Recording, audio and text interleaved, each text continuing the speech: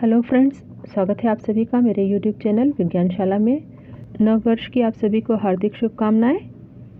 आज हम कक्षा 7 का चैप्टर नंबर 5 अम्ल, क्षारक एवं लवण, एसिड्स, बेसिस एंड सॉल्ट्स के बारे में पढ़ने वाले हैं। दोस्तों, आप सभी ने अपनी डेली लाइफ में नींबू, इमली, नमक, शक्कर, सिरका आदि चीज़ों का यूज़ तो किया ही होगा। क्या आप सभी को इन चीज़ों का स्वाद एक जैसा लगा? आप लोगों का जवाब निश्चित ही ना के रूप में होगा। आइए, आपकी पुस्तक में कुछ खाद्य पदार्थों के नाम दिए गए हैं, उनकी एक सूची दी है। आपको उन्हें चख कर पता करना है कि उनका स्वाद कैसा है। क्या वे स्वाद में खट्टे हैं, कड़वे हैं या कोई अन्य स्वाद है? नींबू का रस स्वाद में खट्टा होता है, संतरे का रस भी स्वाद में खट्टा होता है, सिरका ये भी खट्टा होता है, दही हमें खट्टा मीठा महसूस होता है, इमली खट्टी लगती है, शक्कर मीठी होती है, नमक या नमक का विलयन हमें खारा लगता है या नमकीन लगता है, आंवला स्वाद में खट्टा होता है, खाने का सोडा चखने पर कड़वा लगता है, अंगूर स्वाद में खट्टे होते हैं, कच्चा आम स्वाद में खट्टा होता है, खीरा इसका हमें कोई स्वाद महसूस नहीं होता। स्वाद के आधार पर हमने देखा कि कुछ पदार्थ स्वाद में खट्टे, कुछ कड़वे और कुछ नमकीन होते हैं। आइए अब अम्ल और क्षार के बारे में समझें। हम एसिड और बेस को कैसे पहचानते हैं? आइए जानें कि अम्ल और क्षार क्या होते हैं। हमने अभी देखा कि नींबू, दही, इमली, संतरे का रस आदि स्वाद में खट्टे होते हैं क्योंकि इनमें अम्ल या एसिड पाया जाता है और इनकी रासायनिक प्रकृति अम्लीय होती है। अम्ल या एसिड शब्द की उत्पत्ति लैटिन भाषा के एसियर से हुई है, जिसका अर्थ होता है खट्टा या सॉर। ये सभी पदार्थ दही, नींबू, संतरा, आंवला, अंगूर, इमली इत्यादि में जो पाए जाने वाला एसिड होता है वो प्राकृतिक एसिड होता है। खाने का सोडा या बेकिंग सोडा कैसा होता है? क्या इसका स्वाद भी खट्टा होता है? नहीं, ये स्वाद में खट्टा नहीं होता। इसका मतलब यह अम्ल नहीं है। खाने का सोडा या बेकिंग सोडा जो कि हम केक वगैरह बनाने में यूज़ करते हैं, जब हम इसका टेस्ट करते हैं तो इसका स्वाद हमें कड़वा लगता है। और जब हम बेकिंग सोडा की थोड़ी सी क्वांटिटी हाथ पर लेकर उसमें पानी मिलाते हैं और इसे रगड़ते हैं तो यह साबुन जैसा चिकना लगता है। ऐसे पदार्थ जो स्वाद में कड़वे होते हैं तथा स्पर्श करने पर साबुन के समान चिकने लगते हैं, उन्हें हम क्षारक या क्षार कहते हैं। इनकी प्रकृति क्षारीय होती है। तो दोस्तों, हमने ये समझा कि अम्ल स्वाद में खट्टे होते हैं और जो क्षार होते हैं वो स्वाद में कड़वे होते हैं। कुछ पदार्थ ऐसे भी होते हैं जिन्हें हम चख नहीं सकते, तो हम उनके नेचर को या प्रकृति को कैसे पहचानेंगे कि वो अम्लीय है या क्षारीय है? इसके लिए हम इंडिकेटर या सूचक का उपयोग करते हैं। सूचक ऐसे पदार्थ जिनका उपयोग अम्ल एवं क्षार की पहचान करने के लिए किया जाता है, सूचक या इंडिकेटर कहलाते हैं। जब हम इंडिकेटर या सूचक को अम्लीय या क्षारीय पदार्थ युक्त विलयन में मिलाते हैं तो उनका रंग बदल जाता है। ये पदार्थ की अम्लीय या क्षारीय प्रकृति को दर्शाते हैं। हल्दी, लिटमस, गुड़हल की पंखुड़ियाँ आदि प्राकृतिक रूप से पाए जाने वाले सूचक हैं। आइए इन्हें प्रयोग द्वारा समझें। लिटमस एक प्राकृतिक रंजक है। लिटमस पेपर भी इंडिकेटर या सूचक के रूप में यूज़ किया जाता है। लिटमस लाइकेन के एक्सट्रैक्ट से प्राप्त किया जाता है। सामान्यतः लिटमस पेपर दो प्रकार के होते हैं, ब्लू लिटमस पेपर और रेड लिटमस पेपर। अभी हमने पढ़ा अम्ल स्वाद में खट्टे होते हैं। हम नींबू लेंगे और उसका रस निकालेंगे। अब हम नींबू के रस में ब्लू लिटमस पेपर को डिप करेंगे तो हम देखते हैं कि जो ब्लू लिटमस पेपर है वो रेड हो गया है। जब एसिड के विलयन में ब्लू लिटमस पेपर को डुबाया जाता है तो ब्लू लिटमस पेपर का रंग चेंज हो जाता है और वो रेड हो जाता है, जो कि एसिड की उपस्थिति को दर्शाता है। नींबू का रस अम्लीय विलयन है और इस अम्लीय विलयन में हमने ब्लू लिटमस पेपर को डिप किया तो उसका कलर चेंज होकर रेड हो गया। तो हम इसे कैसे याद करेंगे? एसिड लिटमस को रेड कर देता है। A for acid, R for red, A2R।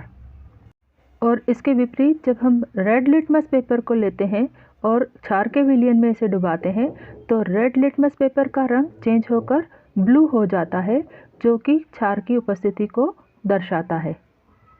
क्षार स्वाद में कड़वे होते हैं। अभी थोड़ी देर पहले हमने पढ़ा था कि बेकिंग सोडा या खाने का जो सोडा होता है वो स्वाद में कड़वा होता है और जब उसका हम जल में थोड़ा सा विलयन बनाते हैं तो वो साबुन के झाग जैसा चिकना महसूस होता है। बेकिंग सोडे का विलयन क्षारीय विलयन होता है और जब हम रेड लिटमस पेपर को इसमें डुबाते हैं तो यह उसका कलर चेंज करके उसको ब्लू कर देता है। तो इसको हम कैसे याद करेंगे कि बेस या क्षार रेड लिटमस पेपर को ब्लू कर देता है। B for base and B for blue, B2B। कुछ विलयन ऐसे भी होते हैं जो लाल अथवा नीले लिटमस पेपर के रंग में परिवर्तन नहीं कर पाते हैं। ऐसे विलयनों को हम उदासीन विलयन कहते हैं। दोस्तों, आपने अपने घर में हल्दी पाउडर तो ज़रूर देखा होगा। हल्दी पाउडर भी एक सूचक की तरह कार्य करता है। आइए प्रयोग द्वारा इसे समझने का प्रयास करते हैं। इसके लिए हम हल्दी पाउडर को पानी में घोलकर एक पेस्ट बनाएंगे जो कि हल्दी पेस्ट होगा। अब एक सफ़ेद कॉटन पर हम थोड़ा सा हल्दी का पेस्ट लगाकर उसे सुखा लेंगे और एक बीकर में थोड़ा सा पानी लेकर उसमें डिटर्जेंट डालकर एक घोल बना लेंगे। जब यह घोल कपड़े पर डाला जाता है तो कपड़े पर लगे हल्दी के दाग का रंग रेड हो जाता है। इस प्रकार से क्षारीय विलयन में यहाँ पर हल्दी भी एक सूचक का कार्य करती है। आपकी पुस्तक में तीसरा प्राकृतिक सूचक गुड़हल का फूल दिया गया है। इस सूचक को तैयार करने के लिए पहले हम गुड़हल की फूल की पंखुड़ियाँ लेंगे और उसको पानी में डालकर थोड़ा सा गर्म करेंगे। अब इस गर्म विलयन को थोड़ी देर ठंडा होने के लिए रख देंगे तो हम देखते हैं कि पानी का रंग गुलाबी हो गया है। इसको छान कर हम सूचक को अलग से तैयार कर लेंगे। अब हम 3 परख नली लेंगे। एक में हम सूचक रखेंगे, एक में अम्लीय विलयन डालेंगे और दूसरे में क्षारकीय विलयन डालेंगे। जब अम्लीय विलयन में गुड़हल के पुष्प का सूचक या इंडिकेटर मिलाया जाता है तो यह और गहरे गुलाबी रंग का या मजेंडा रंग का हो जाता है और क्षारकीय विलयन में यह हरे रंग का हो जाता है। अब आपकी पुस्तक में एक तालिका दी गई है जिसमें कुछ अम्ल और ये किस्में पाए जाते हैं, उनके उदाहरण दिए गए हैं। एक बार हम इसे भी पढ़ लेते हैं। पहला अम्ल है एसिटिक एसिड, सिरका या विनेगर में पाया जाता है। फार्मिक एसिड यह चींटी के डंक में पाया जाता है। जब कभी हमें चींटी काट लेती है तो हमारी त्वचा पर काफ़ी देर तक जलन महसूस होती है, वो फार्मिक एसिड के कारण होती है। साइट्रिक एसिड सभी खट्टे फलों में पाया जाता है, जैसे नींबू हो गया, संतरा हो गया, मौसम्बी हो गई। लैक्टिक एसिड दही या कर्ड में पाया जाता है। ऑक्जेलिक एसिड पालक में पाया जाता है। एस्कॉर्बिक एसिड जिसे कि हम विटामिन सी कहते हैं, ये आंवला और सारे सिट्रस फलों में पाया जाता है। टार्ट्रिक एसिड इमली में, अंगूर में और कच्चे आम में पाया जाता है। ये सभी एसिड जिनके बारे में भी हमने पढ़ा, ये सब वीक एसिड या दुर्बल अम्ल कहलाते हैं। नीचे तालिका में कुछ क्षारक के नाम और ये किसमें पाए जाते हैं उनके बारे में विवरण दिया गया है। आइए इनको भी जान लें। कैल्शियम हाइड्रोक्साइड यह चूने का पानी होता है। अमोनियम हाइड्रोक्साइड खिड़की का कांच आदि साफ करने के लिए एक प्रकार का मार्जक या डिटर्जेंट होता है। सोडियम हाइड्रोक्साइड या पोटेशियम हाइड्रोक्साइड, इसका उपयोग साबुन बनाने में किया जाता है। मैग्नीशियम हाइड्रोक्साइड दूधिया मैग्नीशियम या मिल्क ऑफ मैग्नीशिया कहलाता है, जिसका उपयोग एसिडिटी या अपच को दूर करने में होता है। आप इन सब अम्ल और क्षार को 1-2 बार पढ़ेंगे तो आपको ये याद हो जाएंगे।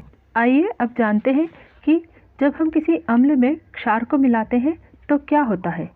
जब हम किसी अम्ल में क्षार को उचित मात्रा में मिलाते हैं तो विलयन की प्रकृति ना तो अम्लीय रह जाती है और ना ही क्षारीय रह जाती है। दूसरे शब्दों में हम कह सकते हैं कि यह अम्ल और क्षार दोनों की प्रकृति लुप्त हो जाती है और उदासीनीकरण की अभिक्रिया में एक नया पदार्थ निर्मित होता है, जिसे कि हम लवण कहते हैं।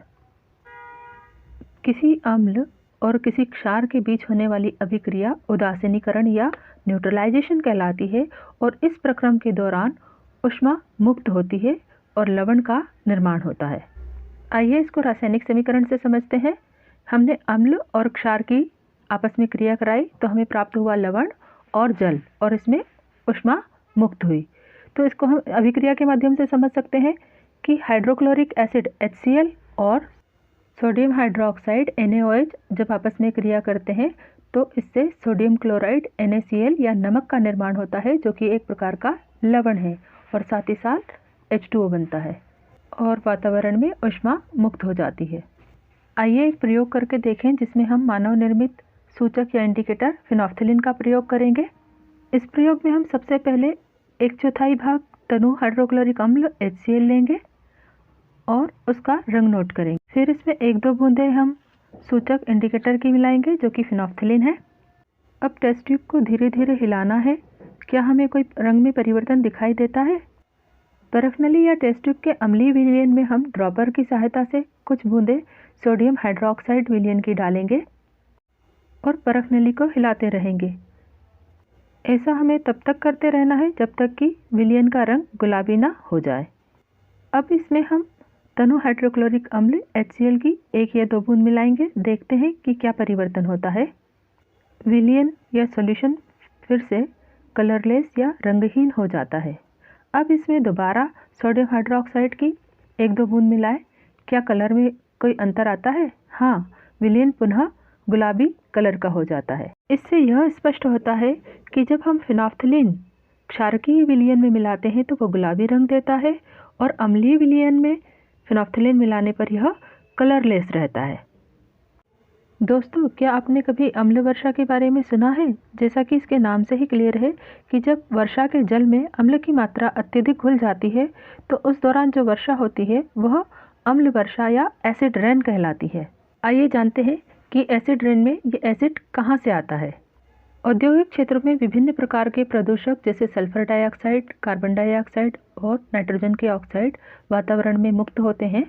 ये सभी हानिकारक गैसें वायुमंडल में ऊपर उठकर वर्षा के जल में घुल जाती है और सल्फर डाइऑक्साइड जल H2O के साथ क्रिया करके सल्फ्यूरिक अम्ल बनाती है, कार्बन डाइऑक्साइड H2O के साथ क्रिया करके कार्बोनिक एसिड बनाती है और नाइट्रोजन ऑक्साइड H2O के साथ क्रिया करके नाइट्रिक अम्ल बनाती है और वर्षा के दौरान यह अम्लीय वर्षा का कारण बनती है। अम्लीय वर्षा या एसिड रेन के दुष्प्रभाव के कारण बहुत सारे ऐतिहासिक इमारतें जैसे ताजमहल के संगमरमर का क्षरण हो रहा है, जिससे कि उसका रंग भद्दा होता जा रहा है। इसके अलावा जब यह अम्लीय वर्षा का जल नदी और तालाबों में मिलता है तो वहाँ के जीव जंतुओं पर भी इसका प्रतिकूल प्रभाव पड़ता है और बड़ी संख्या में जलीय जीवों की मृत्यु हो जाती है। इसके अलावा एसिड रेन के कारण मनुष्यों में भी त्वचा संबंधी रोग उत्पन्न होने लगे हैं। अम्लीय वर्षा के दौरान कार्बोनिक एसिड, सल्फ्यूरिक एसिड और नाइट्रिक एसिड का निर्माण होता है। आप इन नामों को 1-2 बार पढ़ेंगे तो ये नाम आपको अच्छे से याद हो जाएंगे। अब आगे बढ़ते हैं। 5.4 दैनिक जीवन में उदासीनीकरण के कुछ उदाहरण जो कि आपकी पुस्तक में दिए गए हैं। पहला है अपाचन या इंडाइजेशन। दोस्तों, हम अध्याय 2 में पढ़ चुके हैं कि हमारी भोजन की जो पाचन क्रिया है उसमें आमाशय में HCl या हाइड्रोक्लोरिक अम्ल स्रावित होता है जो कि पाचन की क्रिया में भाग लेता है। पर कभी कभी क्या होता है कि बहुत अधिक मात्रा में हमारे शरीर में अम्ल निर्माण हो जाता है और जिसके कारण हमें इंडाइजेशन या अपाचन हो जाता है। अब इस अम्ल को उदासीन करने के लिए हम क्या करते हैं? दूध या मैग्नीशिया या मिल्क ऑफ मैग्नीशिया जो कि एक क्षार है, इसका प्रयोग करते हैं जिसके कारण यह न्यूट्रलाइज हो जाता है। अगला उदाहरण पुस्तक में चींटी के डंक का दिया गया है कि जब कभी हमें चींटी काट लेती है तो यह हमारी त्वचा पर अत्यधिक जलन उत्पन्न करता है। यह जलन हमें फार्मिक एसिड के कारण महसूस होती है और इस अम्लीयता को कम करने के लिए हम कैलेमाइन विलयन को मलते हैं तो यह उदासीन हो जाता है। इसमें जिंक कार्बोनेट होता है या इसके स्थान पर हम बेकिंग सोडा का भी प्रयोग कर सकते हैं। यह भी फार्मिक एसिड की अम्लता को उदासीन बना देता है। मृदा उपचार या सॉइल ट्रीटमेंट में भी कई प्रकार के रासायनिक उर्वरकों का अत्यधिक प्रयोग करने से मिट्टी क्या हो जाती है? अम्लीय हो जाती है और अधिक अम्लीय या क्षारीय मिट्टी पौधों की वृद्धि के लिए अच्छी नहीं होती है। यदि हम अम्लीय मिट्टी में कैल्शियम ऑक्साइड अथवा कैल्शियम हाइड्रोक्साइड जैसे क्षारक को डालकर उपचारित करते हैं तो उसकी अम्लता कम हो जाती है। इसी प्रकार से यदि मिट्टी में क्षारीयता ज़्यादा है तो उसमें हम जैव पदार्थ या कंपोस्ट खाद को मिलाते हैं तो यह उसकी क्षारीय प्रकृति को उदासीन कर देते हैं। कारखाने या फैक्ट्रियों से निकलने वाले अपशिष्ट या वेस्ट मटेरियल को जिनमें की बहुत ज़्यादा अम्लता पाई जाती है, अगर इसे सीधे ही हम नदी या तालाब में बहा दें तो इसके बहुत ज़्यादा अधिक दुष्परिणाम हमारे सामने आते हैं। नदी तालाबों में पाई जाने वाली मछलियाँ अत्यधिक संख्या में मरने लगती हैं और कई जलीय जंतु और पौधों की प्रजातियाँ खत्म हो जाती हैं। इसलिए यह बहुत ज़रूरी होता है कि कारखानों से निकलने वाले वेस्ट मटेरियल को सीधा नदी और तालाबों में ना भेजा जाए, उन्हें उपचारित किया जाए, उसके बाद उन्हें नदी तालाब में बहाया जाए। इस उपचार के लिए कारखानों या फैक्ट्रियों में कई बड़े प्लांट होते हैं जिनमें इन अम्लीय वेस्टेजेस को एक स्रोत क्षारकीय पदार्थ को मिलाकर उदासीन बनाया जाता है और पूर्णतः उपचारित करने के पश्चात ही इन्हें नदी और तालाब में प्रवाहित किया जाता है। दोस्तों, आज हमने अध्याय 5 अम्ल, क्षार और लवण के अंतर्गत अम्ल, क्षार तथा सूचकों के बारे में अध्ययन किया। इसके साथ हमने यह भी जाना कि उदासीनीकरण की अभिक्रिया क्या होती है, लवण का निर्माण किस प्रकार से होता है, अम्ल वर्षा क्या है, यह किस प्रकार से होती है और इसके क्या दुष्परिणाम हो सकते हैं। उदासीनीकरण या न्यूट्रलाइजेशन को हम अपने दैनिक जीवन में किस प्रकार से उपयोग में लाते हैं।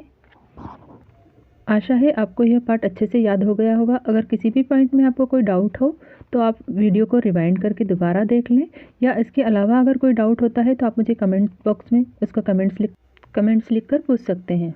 अब आप इस चैप्टर के अंत में दिए गए प्रश्नों को हल करने का प्रयास कीजिएगा। मिलेंगे हम नेक्स्ट वीडियो में इन प्रश्नों के उत्तर के साथ।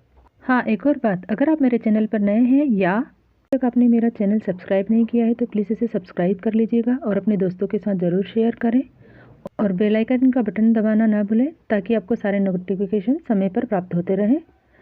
वीडियो में अंत तक बने रहने के लिए आप सभी को धन्यवाद। Thank you to all. Have a nice day. Take care.